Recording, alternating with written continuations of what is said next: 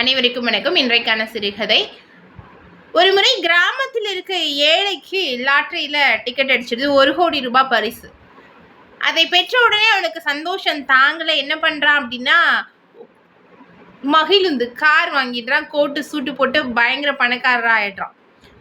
பணக்காரரா ஆகிட்டு என்ன பண்றான்னா, கார்ல உட்காந்து அவன் ஊரையே ரவுண்ட் அடிக்கிறான். எல்லாருக்கும் கையசைச்சிட்டு போறான். அதே மாதிரி அவனுக்கும் அனைவருமே கையசைச்சு அவனை வெல்கம் பண்றாங்க. ஆனா அவன் வேகமாக போக கிடையாது, ஸ்லோவா போறான். ஏன் அப்படின்னா, அந்த காருக்கு முன்னாடி 2 குதிரைகளை கட்டி ஓட்டிக்கிட்டு இருக்கானா. ஏன் அந்த காருக்கு முன்னாடி இந்த குதிரைகள் கட்டி ஓட்டுறான்னா, அவனுக்கு என்ஜினை ஸ்டார்ட் பண்ண தெரியல, வண்டியை ஸ்டார்ட் பண்ணி ஓட்ட தெரியல.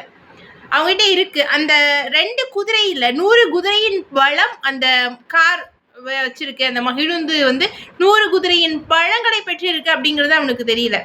அந்த மாதிரி தாங்க நம்மளும் நமக்குள்ள இருக்கக்கூடிய திறமைகள் என்ன அப்படின்னே தெரியாம அதுக்கு கடிவாளம் போட்டு நம்ம அதை வெளிக்கொணராம உள்ள வச்சுட்டு வெளியிலிருந்து தேடிக்கிட்டு இருக்கோம். உள்ள இருக்கிற நம்மளுடைய திறமை என்னன்னு தேடி கண்டுபிடிச்சி அதில் வெற்றி பெற வேணும் அப்படின்னு கேட்டுக்கிறோம். நன்றி.